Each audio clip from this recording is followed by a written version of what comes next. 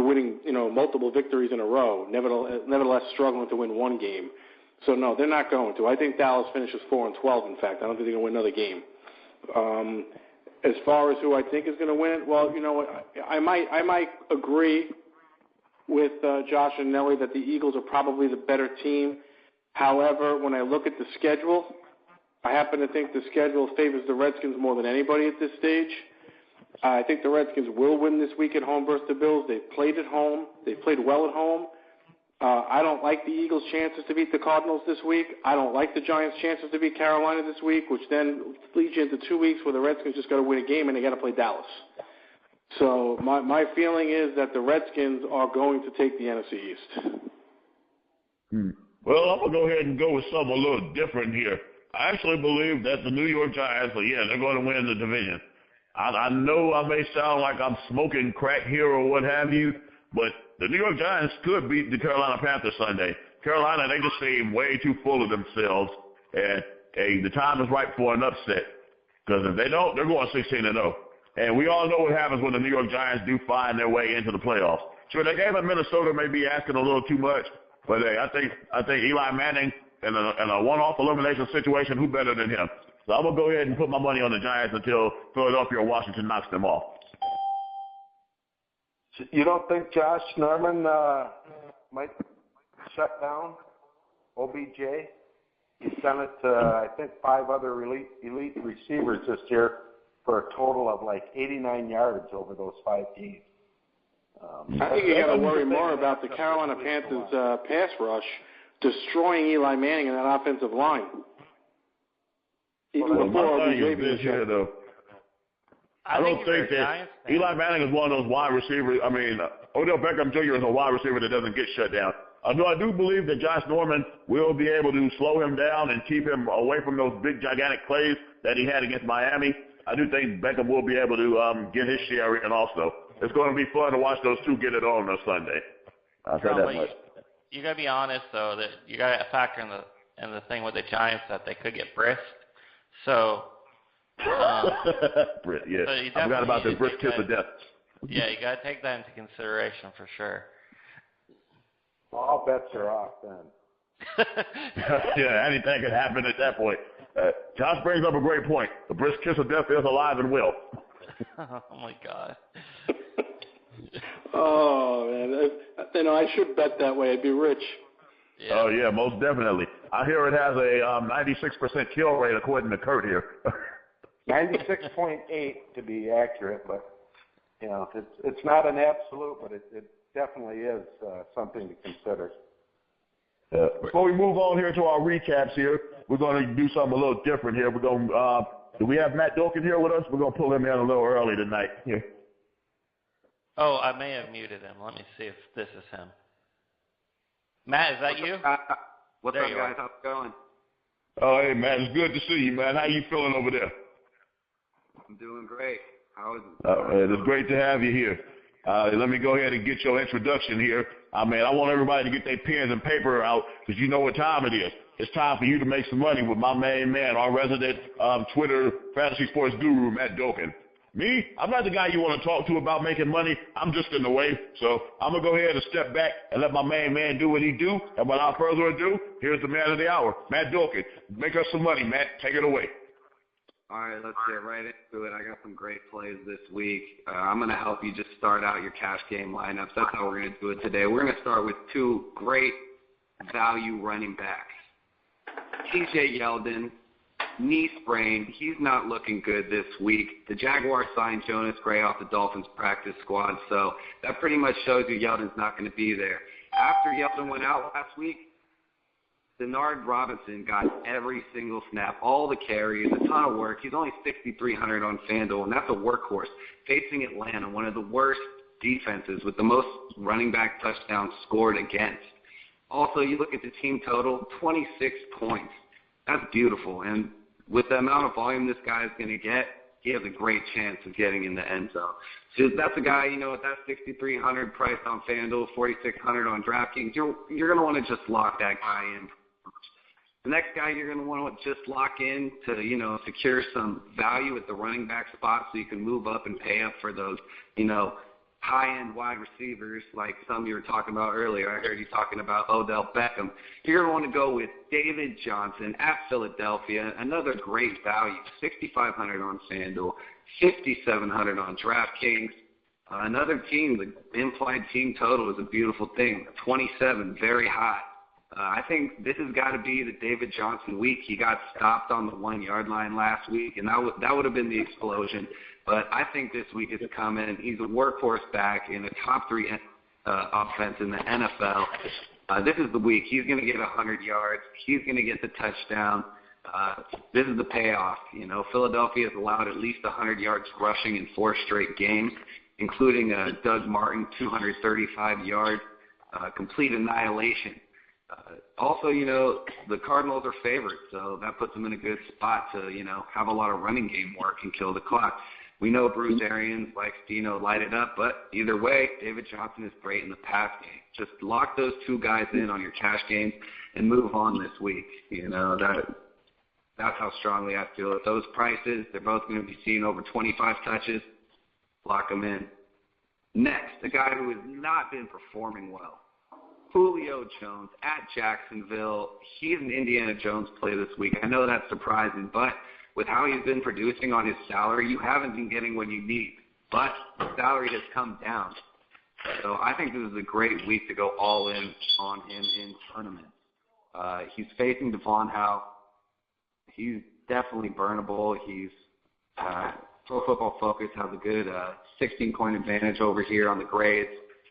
Matt Ryan has looked terrible. It's going to keep everybody off him. Julio hasn't cracked 100 yards in 3 straight games, and he hasn't had a touchdown since week 8. Well, I think this is a week. The upside with this guy at under 9K is insane. You know he can get 200 yards, 2 touchdowns. So love that guy in tournaments this week. Let's get a tight end. Ben Watson with Drew Brees, man in the hell, $5,600 on FanDuel, $4,800 on DraftKings, facing Detroit. They have what you call a funnel defense. You know, they're pretty adequate in the wide receivers. They got Darius Slay, who's, you know, been shutting guys down. I think he'll be on Brandon Cooks there.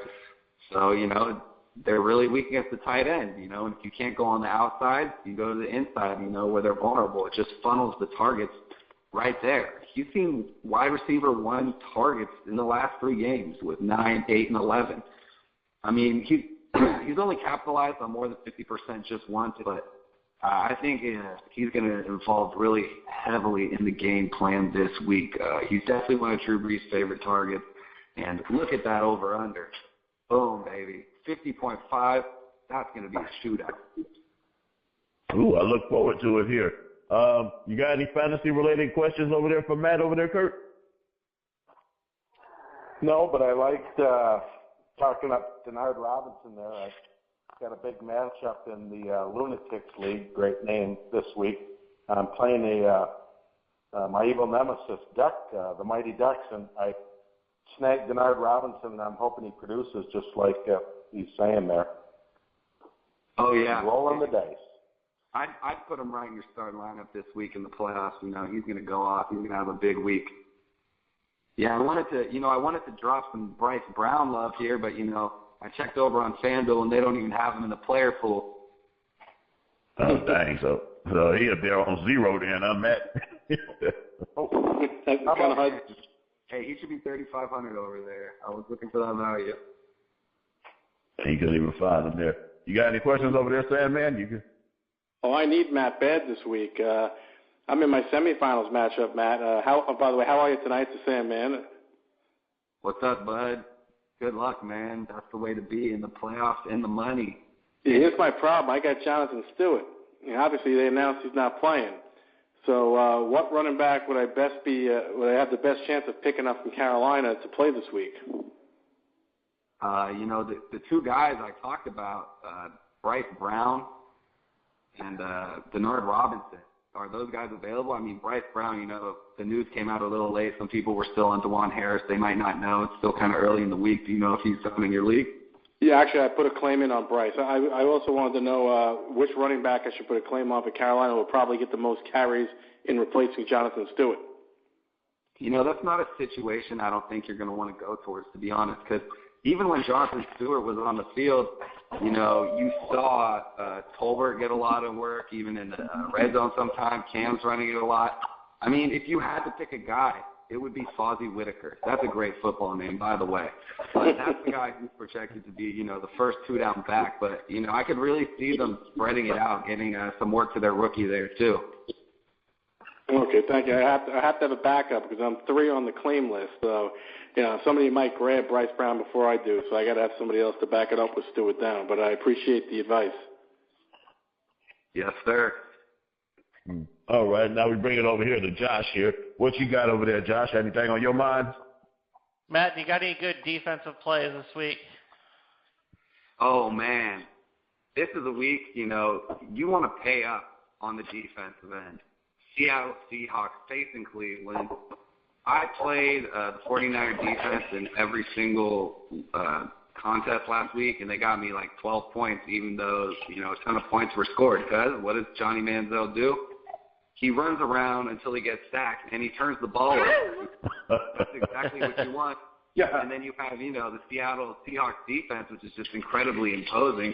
And, I mean, it's really expensive, you know, $5,400 on FanDuel, $4,200 on DraftKings. But, I mean, they're favored by 14.5 points. This is going to be, like, really ugly. Like, it doesn't get more clear-cut, like, obvious than this. Like, they're going to be in every lineup for me this week. Great point there. Okay, and my question here is for Matt. I mean, my guy, Amari Cooper, he had probably the worst game of his career. Well, there is no probably was the worst game of his career. No catches at all, no yards. Do you see him getting back on track against this Green Bay Packer defense, who actually did a pretty good number on Dallas last week? But he has a decent matchup against Sam Shields, who he's a guy who likes to take risks. So I could see him getting, you know, beating him for a long game.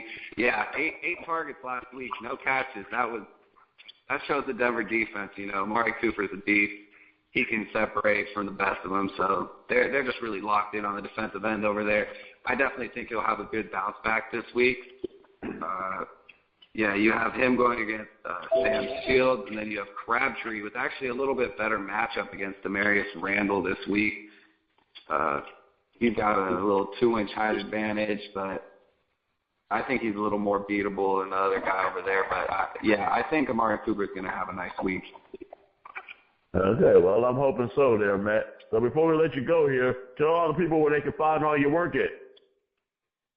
Check out my articles on xnsports.com, and then over on my website, thirddown.com. That's 3rdown.com. Thank you for having me on, fellas. It's a pleasure as always. I appreciate you guys. Boy, thank you for being here with us, Matt. It's always a great segment with you, man. It's like having our own personal fantasy football dictionary. So we appreciate you. Have yourself a great holiday. Happy holidays, fellas. You too, sir. You also here. Man, another great segment by Matt Dulcan there, Josh? He always does a really great job, and if I was rich and could follow his advice every week, I would do it. Yeah, most definitely. I think he's making a lot of people rich over there here. So I guess before we move into our recaps here, okay, how's things going on in the off season right now for your Spartans, Kurt? Well, the kids that aren't in the winter sport, we've got them into our weight training program. They have a paid trainer on staff, which is nice. The Mayo Clinic provides trainers at all 3 of the public high schools here. And so the kids that aren't in a winter sport, we've got them in there 3 days a week, trying to get them bigger, faster, and stronger. And we've got 8 of our starters returning on defense for next year. So kind of like what we've got. I hope we fly under the radar and people don't really think about us, and we'll see what happens. Well, I don't think you guys are flying under the radar too much here. You're kind of the adopted team here on the NGSC West Recess here. So we all love you guys, and every time we get you on, we'll be sure to ask about them Spartans. So I hope all things go well and you guys will finally get over that hump next season. Thanks, Jerome. I have the same wish. Well, hey, you're a hell of a coach, so yeah, I'm sure you get them guys there. Yeah. So here, I guess it's time now for us to begin our Week 15 recaps here. Okay, we'll get started here with San Diego and Kansas City here. The Chargers and the Chiefs, man, that would